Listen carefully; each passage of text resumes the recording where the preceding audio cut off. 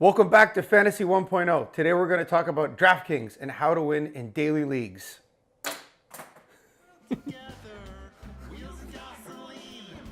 You thought I was going to do something with this one. Put your seatbelt on and yield for the apocalypse, yeah. It's the apocalypse, yeah.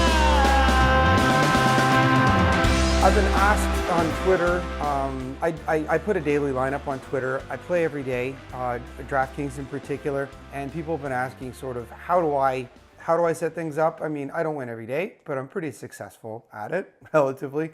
So I'm going to walk through just sort of the steps I take when I put together a daily lineup. So the first thing to consider is it's really just one formula. And first of all, for those of you not familiar with DraftKings, what you get is you get a position. So, catcher, 3 outfielders, 4 infielders, and 2 starting pitchers, and you get a budget of $50,000. Each player is allotted, a certain dollar value for that day, weighing in on the ballpark, the team they're playing against, and so on.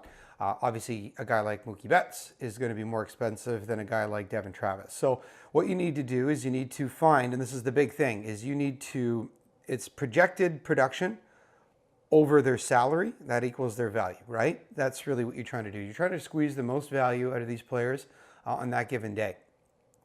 So another thing to consider is, so there's different types of contests. Obviously, there's a big sort of almost like a lottery contest. I know there's a term for it. I think maybe it's tournament. But anyways, where maybe the top 10 out of 1,000 win, and they obviously win a lot of money. And then it goes all the way down to 50-50 leagues. So that's either, you're playing against one other player and you just want to have high score wins.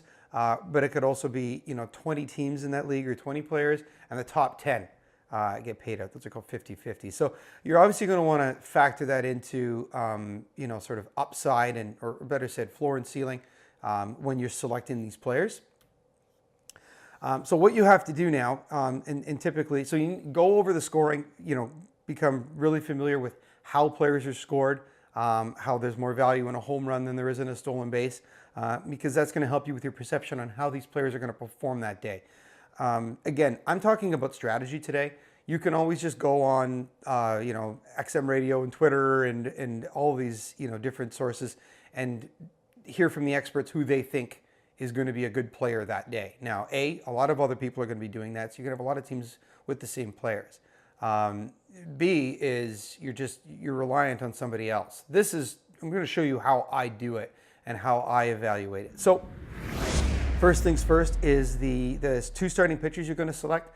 They're going to take up the most of your budget. They have the highest potential return on investment in terms of points. I don't know if I mentioned that you're actually trying to accumulate points, but all of these things or these various factors in their performance translate into points. So what you're going to want to do is you're going to determine your pitchers. Picture like, you've obviously moved before in your life. When you're loading everything onto a truck, you put the big stuff on first, and then you get the smaller stuff, and you sort of work around it. You make everything fit. That's exactly what you're doing with these lineups. The most expensive 2 pieces are your pitchers, so you're going to want to go and pick your pitchers. Now remember, if you pick Scherzer and Kershaw, you're not going to have a lot left over for your hitters. So big thing that I do is I look for value in my pitchers. Maybe they're not going to rock the world, but if I can get somebody who is maybe being, in my opinion, undervalued and is going to have a good performance, then I'm going to pick him. And yes, I'm probably going to be throwing in the odd Corey Kluber and whatnot, depending on how the landscape of pitching looks. So I'm looking for value at pitchers. I'm not just going to spend, because I want money left over for my hitters. So once I've tentatively selected my 2 starting pitchers, I'm then going to go through all of the hitters, just a quick sweep over each of the positions. I'm going to determine 2 things. One is I call them my premium targets. So those are the players that I think, they're going to cost quite a bit. But let's say, for example, Freddie Freeman is playing a game in Colorado. He's been really hot lately.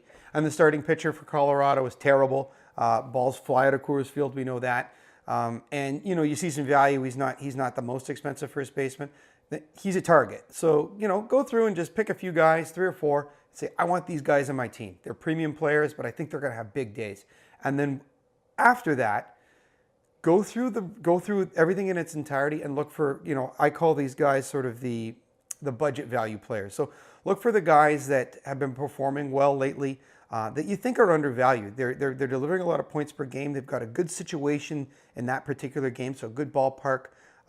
They're hitting at a good spot in the lineup. The whole team's offense is doing quite well. These are all sorts of factors that you want to bake into it. Players like this, I'm seeing, like, well, to focus on the Braves, I have been picking quite a few Braves lately, incidentally. Ozzy Albies, I find he's really undervalued lately. But you're going to see these players that are sort of slipping through the cracks because people haven't really noticed, what they're doing yet. They're not big name players, but Dansby Swanson's another one, another Braves middle infielder. But these guys are really, really inexpensive and they're performing really well. So that's going to be, so now fill your roster out with these sort of budgeted players. So these guys you're looking at, let's say high 2000s, low 3000s. Fill your lineup up with those guys. You've got your 2 starting pitchers and do everybody fill every position before you fill catcher. Then fill your catcher. Again, catchers, as you know, I think are the dumpster fire of baseball positions. But again, try to find somebody who's going to deliver some value, more than 0. But don't break the bank on him. Obviously, there's the odd expensive one like Gary Sanchez. If you think he's going to have a great day, then throw him in there. Just quite often they're overvalued because there's a drop off after the top 3 catchers. Okay, so now you've filled everybody. You've got your budgeted catcher in there. Now take your targeted players that I told you about to select. You've got those 4 guys. Start plugging them into the lineup and see sort of how it looks. And if you can't get them all in, then put 3 in and start interchanging and playing around. Now you've got all the players that you really want and the players that you want based on value. Now it's time to take a step back and look at it and say, okay, how much money do I have left over? Or how much money do I need to shave off? And from there, you start to interchange those premium players and those budget players all the way through until you have this lineup that sits at $50,000. Another quick rule of thumb is, oh, and by the way, if you've got a good bit of money left over, then maybe even look at making a pitcher upgrade. Maybe you can bump your SB2, you can bump him up. You can get a bit of an upgrade in there. Spend every cent, or better said, every $100. Spend every bit of that $50,000. Fill out your team. Don't have any left over, just like an auction, for fantasy drafts. Spend all of the money that you're allocated, obviously.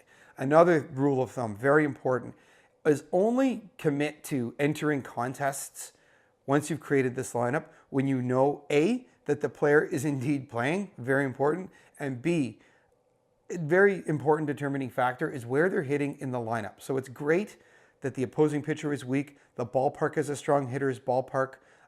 Their team has been performing well, or that team's offense is performing well. He's been performing well.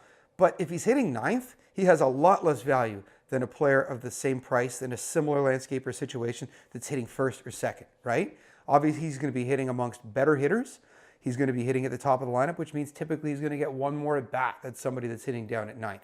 So again, things that you need to consider when you put them all together. Start small. Do a little 3-team tournament for $1 and just start sort of feeling out the waters and see how your plan is working and make minor tweaks and adjustments as you go. Sort of a pro tip, one more thing to do, and I started doing this lately because I'm crazy, is I actually don't look at the salary that the players are allocated, and I'll do a quick sweep through the position and start to think of my own perception on how much I think these players are valued. I think that's an important exercise because that money amount is immediately tied to that player and your perception of that player. It weighs right into it. So if you can actually try that exercise of covering up the salaries and just looking at the players, posing pitchers, ballpark, lineup, spot on the lineup, and all of that, and then determining, sort of forecasting your own budget, and then seeing how it differs from the actual, then, you're gonna, that's a great way to sort of uncover value. Again, maybe you want to do that a little bit down the road. But again, I hope these tips are a good way to get you started, give you a little bit of confidence. If you've got any questions, my Twitter handle is below. Reach out to me on Twitter, comment here, like, and subscribe to this channel because there's a lot more content coming out on daily leagues, and we're doing a bit of a shift into fantasy football as well. That's it. I'm out.